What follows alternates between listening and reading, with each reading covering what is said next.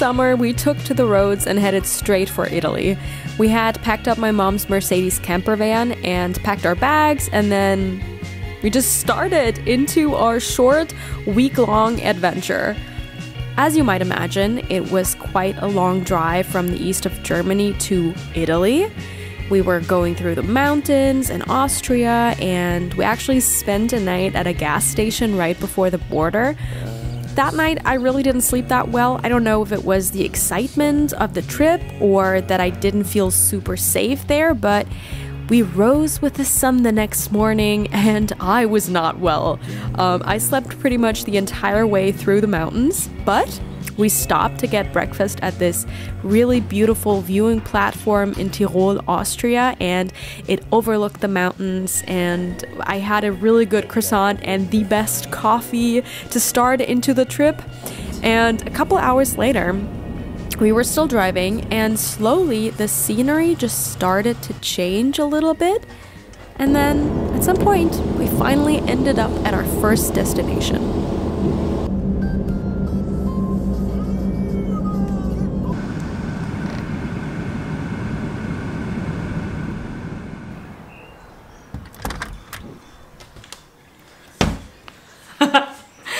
Hi, we have arrived at our first Airbnb, the only Airbnb actually on this trip, but we are in, it's actually quite hard to say this little town that we're in right now is called Casciano in Val di Piesa. Here we are, we just met with one of our friends who's also staying with us, and it's quite cute. It's so cute, everything, just the windows, they're all red. This whole town is so sweet, so Italian. And we're very, very drained from our very long trip. My boyfriend did well driving us here all the way. It was very hot in the car.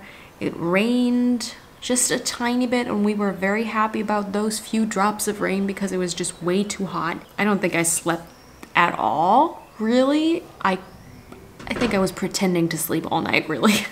And I woke up and I felt awful. I can't even imagine what my boyfriend must have felt like because he was the one driving. I was literally just sitting next to him doing nothing, but still, it was very exhausting, and I'm very happy that we're here right now.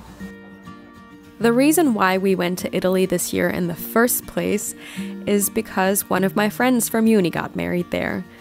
They had their wedding and also the get-together the night before at her uncle's house, and words cannot describe how beautiful it was there. Possibly the most beautiful piece of land I have ever seen in my life. Being there was pure magic, and I immediately just imagined myself living there and raising a family like they do. In general, it was just the most beautiful wedding I'd ever been to. There was so much joy and laughter and family and friends from all around the world.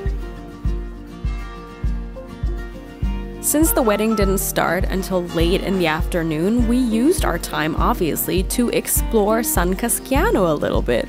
If you are looking for a chill, quiet, but really beautiful and traditional place to stay in Italy, I highly recommend this place. It's so small and so cute. It takes about 10 minutes, I would say, to walk through the entire town, but it gives off so much serenity. I wish we had stayed longer.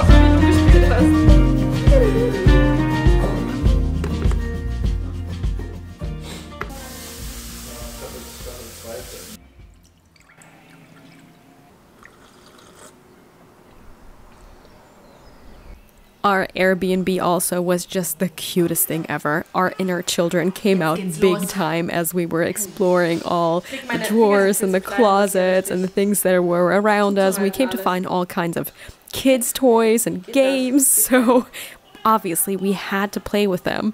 And then we just grabbed a quick snack before we headed to the wedding. Pasta. of course.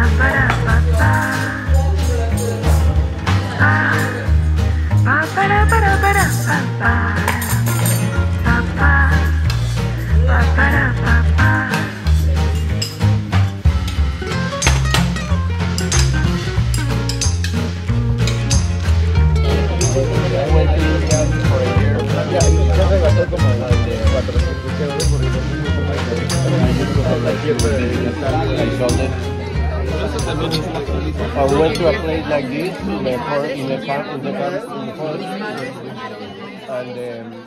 start doing. The next day, we headed to Florence, as it was the biggest city nearby, and we immediately started exploring. It had rained all day, every day, ever since we got to Italy, and Florence really was no exception.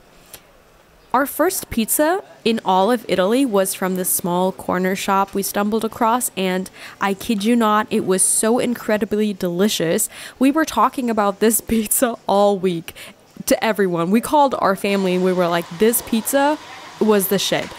It was unlike any pizza you would usually get in Italy or anywhere else really, but oh my god, I usually hate olives, but those olives, they were a game changer. Like most big cities, Florence too was just filled with tourists. All the sites were overrun with people. We didn't really have a plan as to where we wanted to go and what sites we wanted to see, so we really just walked around and looked at what was right before us. Being a tourist can be quite exhausting, and walking all day without direction is too, so we were constantly looking for quiet places to rest, like this rooftop bar we found. Most expensive soda of my life, but the view was top-notch.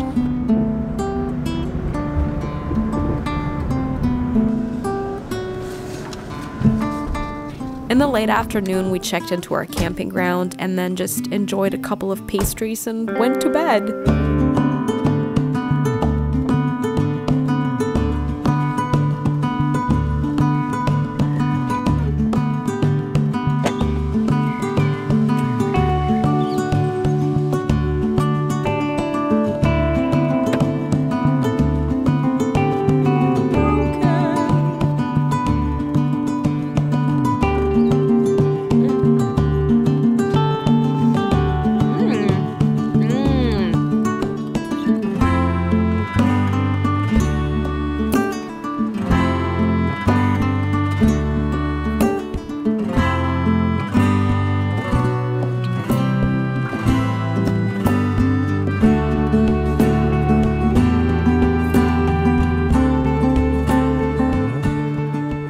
So when we woke up this morning, we were both very tired and just cuddling a little bit because it was raining so much. We thought we were just gonna wait it out and see what happens if it stops raining at some point.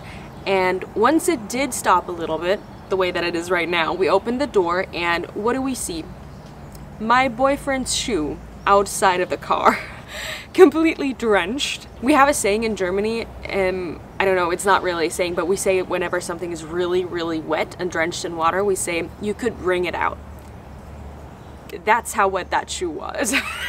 Now, he only has one pair of shoes on this trip, so he's gonna have to wear the shoe today because he doesn't have any other options. And now we are drying said shoe in a very, very old pre-war dryer, and we're just hoping for the best. We put it on no heat setting so it doesn't ruin the shoe, but we'll see what happens. It's going great so far today.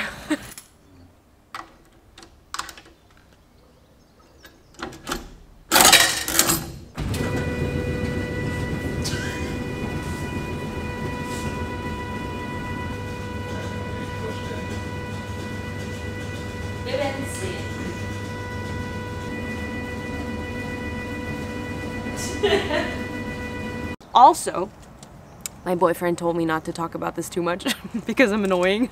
But I have this weird thing with my skin where I react to a change of water. So whenever I go abroad, or sometimes even to a different city within my country, which is very, very strange because it's the same water but just slightly different, I get a rash around my eyes and sometimes around my mouth. You can probably not tell, but my eyes are a little bit swollen and they have this rash.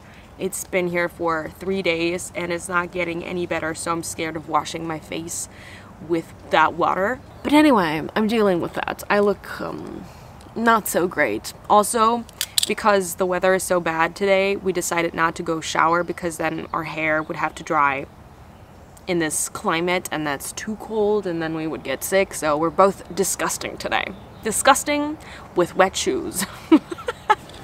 The shoe, of course, didn't dry, but nothing stopped us from spending our last day in the city. Florence is the city of leather bags and art markets. Every second store sells the same leather products. We didn't purchase any of them, but we did check out the local food hall and fell in love. I honestly wish we could have tried more of all the amazing treats and the delicacies that were available there, but I had this super crunchy chocolate-filled pastry and the cheapest but most amazing cappuccino ever. It only cost, wait for it, €1.80. What? I was flabbergasted. Usually, especially in touristy cities, it's like €4.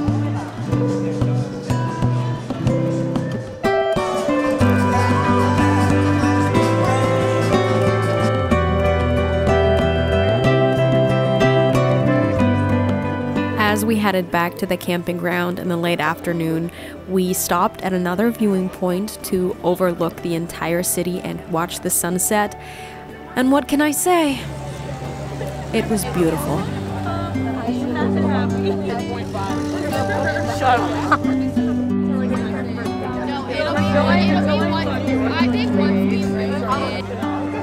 It's far, but like the tram takes you like almost to the. It takes you like right towards the school, like right at the school kind of. Except you have to walk up this.